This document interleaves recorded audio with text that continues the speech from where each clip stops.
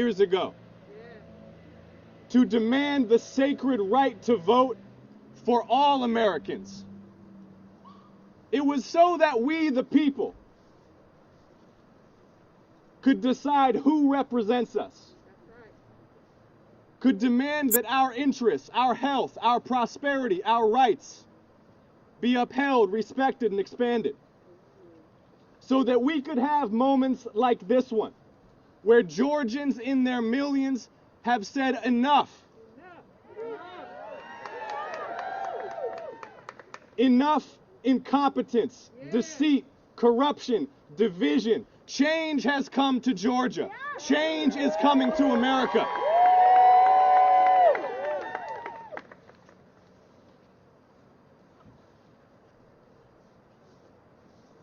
And retirement is coming for Senator David Perdue.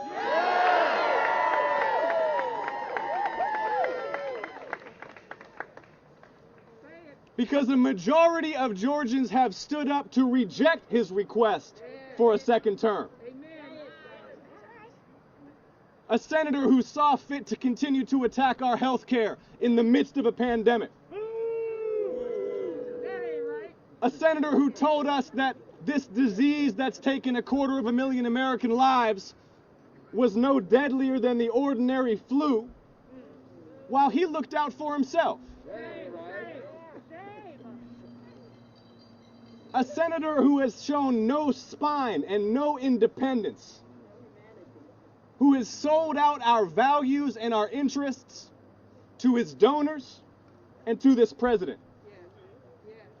Retirement is coming for Senator David Perdue. See, Senator Perdue feels entitled to this U.S. Senate seat. This is a guy who hasn't held a single public town hall meeting in 6 years as our senator. Just imagine being a sitting United States senator. And he happily will sell meetings for corporate PAC checks. He sells access to his home for corporate money. He sells lavish retreats on private islands to lobbyists for corporate PAC money. But he hasn't seen fit to come out in public and defend his record or answer questions from the people at a public town hall meeting in 6 years. And then when it comes time for Senator Perdue to answer some questions in public, when it comes time for Senator Perdue to debate his opponent, he doesn't take kindly to being asked tough questions. And he refuses to debate in an open forum.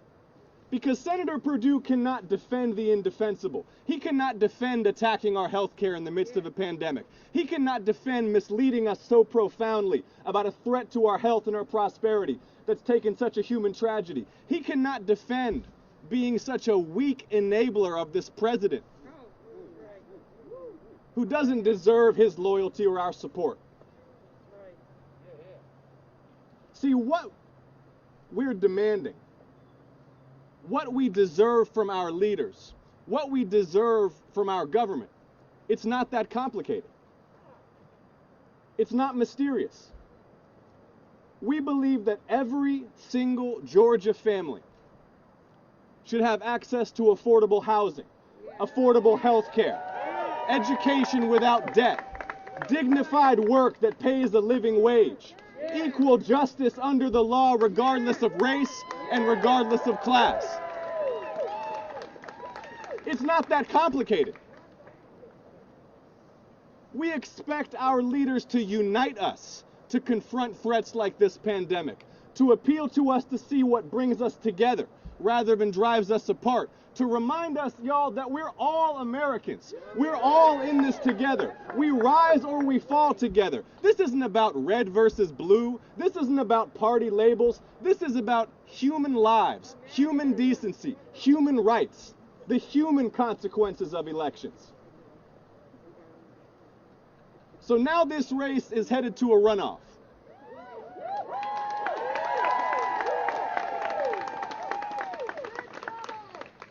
And the people of Georgia will decide on January 5th, 2021, who represents us in the United States Senate. We have all the momentum. We have all the energy. We're on the right side of history. Y'all ready to work? We're just getting started. Thank you so much for being here. I appreciate it. Happy to take questions from members of the press. Can you speak a little bit more about the situation that Georgia finds itself in deciding the majority hold in the Senate, if we're given the two runoff ballots? Well, when I got in this race over a year ago, I said Georgia's the most competitive state in the country. And there were some who doubted that. But the work that's been done over the last 10 years, the work that's been led by people like Stacey Abrams to register voters, to expand voting rights in this state, we're now seeing that change has come to Georgia, and Georgia is the heart of the change that's coming to America. Yes. Why do you think you weren't able to do quite as well in the state as Joe Biden did? Well, the votes are still being counted, and so we'll see what these final margins are in both of these races. But the bottom line is that it is clear a majority of Georgia voters have rejected Donald Trump and have rejected Senator Perdue's bid for re-election. Yeah. In the past, Georgia Democrats have turned out for the general election for Senate races, but when it has gone to a runoff, turnout has dropped off significantly, especially amongst black voters. How do you correct that in this race? Well, you're talking about 15 years ago or so. This is a different state. Exactly right. Yeah. Yes, it is. Look, Georgia has become younger and more diverse every day of the last decade.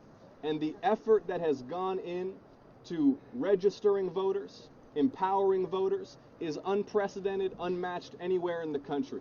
Look at this extraordinary crowd gathered here, ready to work. We have the momentum, and I'm confident that we will be sending David Perdue home and electing decent, ethical representation that puts the interests of ordinary people ahead of themselves, ahead of their donors. Yeah. Will you work with the Warnock campaign any further, or coordinate with them for the runoff? Absolutely. All right, we have time for one more question. Do you have some kind of rural strategy to kind of awaken rural Georgia? Well, we saw a record-shattering turnout across the whole state and incredible support in every corner of this state, in every region of this state, urban, suburban, and rural. And we'll be announcing travel around this state very soon to keep building that momentum. Yeah, sure.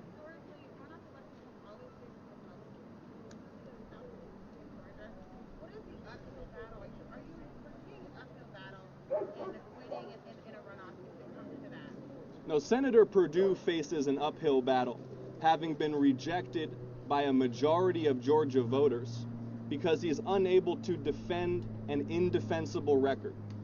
The people of Georgia see through our senator's lies. We know he's been attacking our health care. We know he lied to us about COVID-19. We know that he opposed a single round of $1,200 relief checks for working people back in May. We know he was fighting to cut unemployment insurance after millions of Georgians had filed jobless claims during this pandemic. Senator Perdue has made his case, and the people have rejected it, and will finish the job on January 5th. I got time for one more question. John, you're down 98,000 votes right now. I know you said you have the momentum, but that's a significant amount of votes you need to overcome in the runoff. How do you overcome 98,000 votes? Well, we've seen record-breaking turnout in this election.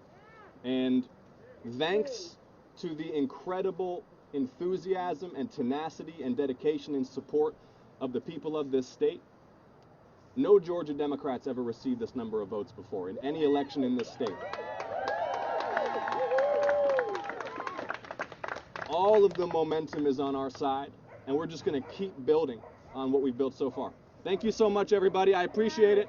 Thank you for the questions.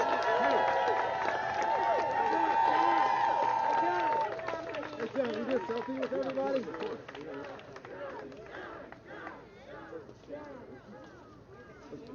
Y'all ready to take a photo? right, Grant Park, let's go.